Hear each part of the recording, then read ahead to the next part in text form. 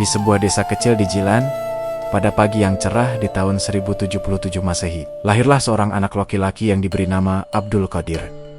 Sejak kecil, ia sudah menunjukkan tanda luar biasa. Kepintaran dan ketulusan hatinya membuat orang-orang di sekitarnya takjub. Ia selalu berkata jujur, senang menolong sesama, dan tak pernah sekalipun mengeluh, meskipun hidup dalam kesederhanaan. Ibunya, seorang wanita salehah, selalu menanamkan nasihat berharga, nak. Kejujuran dan ketakwaan adalah harta yang tak ternilai. Peganglah itu selalu, meski seluruh dunia menentangmu.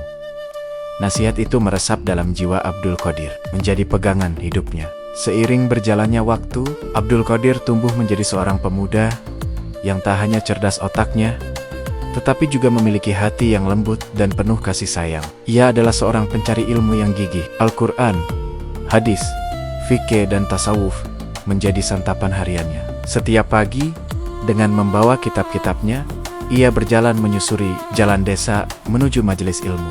Ada sesuatu yang berbeda setiap kali ia melangkah. Orang-orang merasakan ketenangan yang aneh, namun nyata. Para tetua merasa damai, anak-anak merasa nyaman, dan bahkan mereka yang berhati keras pun merasakan kelembutan menyentuh jiwa mereka. Wajahnya seolah memancarkan cahaya ketenangan yang meneduhkan. Suatu hari, ketika usianya masih remaja, sebuah peristiwa penting terjadi. Saat itu, ia sedang berjalan di tepi sungai, membawa beberapa kitab dan bekal sederhana untuk perjalanannya menuntut ilmu. Tiba-tiba, dari balik pepohonan, muncul sekelompok perampok yang sudah lama menjadi momok menakutkan bagi warga desa. Dengan mata yang tajam dan tangan siap merampas apapun, salah seorang dari mereka membentak, "Hai, anak muda, apa yang kau bawa? Jangan coba-coba bohong." Alih-alih takut atau panik, Abdul Qadir menatap mereka dengan tatapan yang tenang dan damai. Tidak ada sedikit pun rasa gelisah terpancar dari wajahnya. Dengan perlahan, ia membuka kantongnya dan menunjukkan bekal yang ia bawa. "Ini semua yang kubawa," ujarnya dengan jujur, tanpa melebihkan atau mengurangi sedikit pun. Kejujuran yang polos itu, di tengah situasi yang mengancam, menjadi pukulan telak bagi para perampok yang terbiasa hidup dalam kebohongan dan tipu daya. Suasana menjadi hening sejenak, seolah dunia menahan napasnya. Sang pemimpin perampok melangkah maju, menatap leket-leket mata anak itu. Apa yang ia lihat di sana bukanlah ketakutan, melainkan ketulusan yang murni.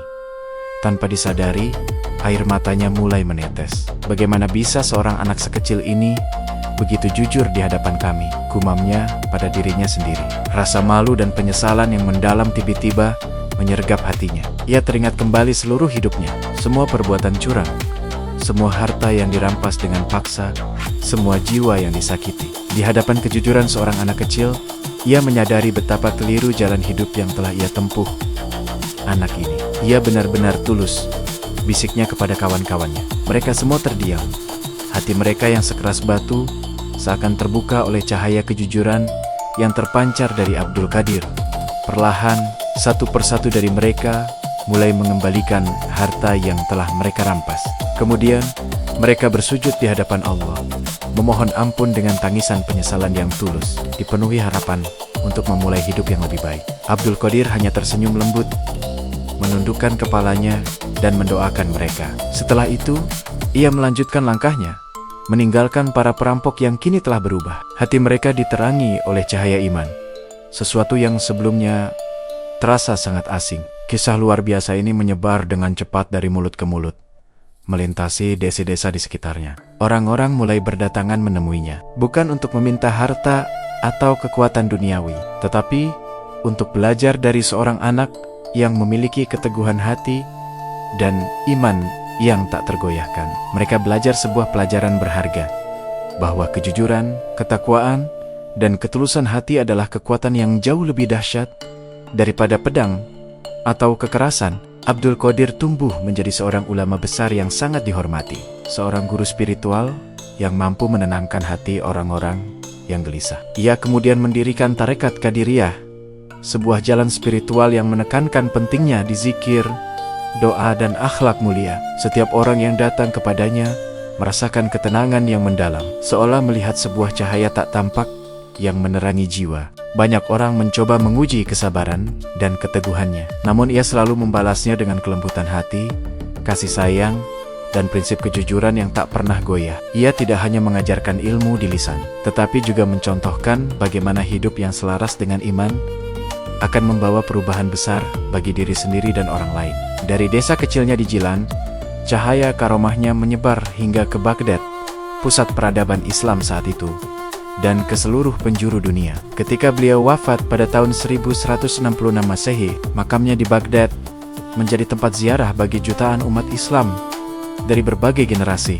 Nama Syekh Abdul Qadir Al-Jailani menjadi abadi, bukan hanya sebagai seorang ulama dan waliullah, tetapi sebagai simbol abadi dari kejujuran, ketakwaan, dan cahaya spiritual yang mampu menembus hati manusia yang paling keras sekalipun.